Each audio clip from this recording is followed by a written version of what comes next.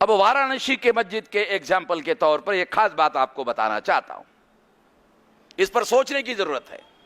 जो ब्राह्मण आज मुसलमानों के साथ झगड़ा कर रहे हैं कि हमारे मंदिर पर यह मस्जिद बनाई गई है, तो ब्राह्मणों ने आधे मंदिर पर मस्जिद बनने के लिए उस समय अलाउ क्यों किया है? मौलाना सवाल है लक्ष्मण राव। आधे हिस्से पर ब्राह्मणों ने मंदिर बनाया, आधे मंदिर के हिस्से पर मस्जिद बनाने के लिए अलाउ किया, क्यों किया? तुम्हारे पुरखों ने क्यों किया? अगर तुम्हारे पुरखों ने गलती किया है तो कोई कारण होगा जिसके आधार पर तुम लोगों ने इस बात को माना। मगर मेरा यह मानना है, मेरे पास बाबरी मस्जिद के संबंध में आर्कियोलॉजिकल डिपार्टमेंट का सर्वे रिपोर्ट है, डॉक्यूमेंट्री है। आर्कियोलॉजिकल सर्वे रिपोर्ट बहुत कम लोगों को समझ में आता है क्या है। आर्कियोलॉजिकल सर्वे ऑफ डिपार्टमेंट कहता है कि बाबरी मस्जिद के नीचे जो सबूत मिले हैं वो बुद्धिस्ट है।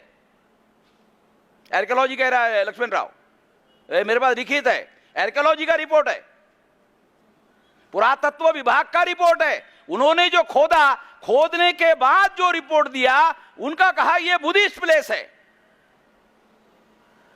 कांबळे साहेब, पुरातत्वाचा पुरावा म्हणजे फाइनल। जितने बड़े मंदिर भारत में है, एक भी ब्राह्मणों का नहीं है। वो सारा अगर खोद के निकाला जाए तो उसमें बुद्धिस्ट आपको सारे पुरातात्विक सबूत मिल जाएंगे। एक बात। दूसरी महत्वपूर्ण बात, वाराणसी से 7 किलोमीटर अंतर पर सारनाथ है। सारनाथ में बुद्ध ने सबसे पहला प्रवचन किया, चरत भिक्कवे चारिकं बहुजन हिताय बहुजन सुखाय अत्तानुहिताय लोकानुकंपाय आदि कल्याण मध्य कल्याण अंत कल्याण। ये बुद्ध का पहला प्रवचन सारनाथ में बुद्ध ने किया। वाराणसी से 7 किलोमीटर अंतर पर है। और ये जो ज्ञानव्यापी इस तरह का कभी किसी मस्जिद को ज्ञान व्यापी, ज्ञान से रिलेटेड शब्द भारत के किसी मस्जिद के साथ जुड़ा हुआ हो, ऐसा कोई उदाहरण मुझे बताओ। मैं खास बात बता रहा हूं। इसलिए मेरा यह कहना है, मैं ये पब्लिकली जानबूझकर कह रहा हूं, ये ब्राह्मणों का प्लेस नहीं है, ब्राह्मणों का मंदिर वहां नहीं था, ये बुद्धिस्ट प्लेस है। इसलिए ब्राह्मणों ने और मुगलों ने मिलकर बांटकर बनाया। बहुत बड़ा बयान दे रहा हूं, इसके पहले किसी ने भी ये नहीं दिया होगा और मैं इसे साबित कर सकता हूं। दोबारा बताता हूं, ये समझने के लिए थोड़ा सा, मुसलमान अलग होते हैं, मुगल अलग होते हैं।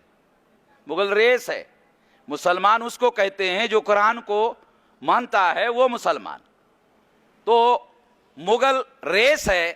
तो मुगलों ने अपने काल में ये जो बुद्धिस्ट प्लेस था, इस प्लेस को उन्होंने जो भी किया है उसको ब्राह्मणों का समर्थन था। इसलिए मुगलों ने बांटकर ब्राह्मणों का और मुगलों का दोनों का मंदिर और मस्जिद बनाया। ये है मेरा वर्षन। लक्ष्मण राव, अगर आर्कियोलॉजिकल डिपार्टमेंट जिस तरह से बाबरी मस्जिद के नीचे खोदकर सबूत दिया, अगर इसका भी खोदा जाता है तो सबूत मिल जाएगा। दूसरा, जो टीवी पर शिवलिंग करके बताया जाता है, भारत में कभी कोई शिवलिंग पानी के फवारे के अंदर शिवलिंग है, ऐसा कोई उदाहरण भारत में और दुनिया में उपलब्ध नहीं है। तीसरी बात, जो ऊपर का हिस्सा होता है वहां से पानी ऊपर आता है फवारे में, तो वो फवारा बंद करने के लिए लकड़ी का बूच मारा गया है। तो लिंग में कभी बूच मारा जाता है क्या? ये लिंग में बूच मारा गया है। और आप देखो, नहीं रियल देखो, वो लकड़ी के टुकड़े, 4 टुकड़े है, उसमें बूच मारा गया है। बूच ये हमारा मराठी शब्द है, ये बूच मारा हुआ है। कांबळे साहेब, ते बघा, ते दिसतंय ते. हा, तेच आपल्या भारतीय भाषामध्ये बूच म्हणतात ना. अरे बूच मारलंय, दिसतंय ते. ऐसा कोई एग्जाम्पल नहीं है। तो मैं इसलिए आप लोगों को बता रहा हूं कि ये जो मुद्दे वो हाईलाइट कर रहे हैं, ये हाईलाइट करने वाले जो मुद्दे हैं उसके पीछे एक बड़ा कारण है। वो बड़ा कारण भी मैं आप लोगों को बताना चाहता हूं। 25 तारीख को भारत बंद है और भारत बंद का मुख्य मुद्दा ओबीसी की जाति आधारित गिनती है।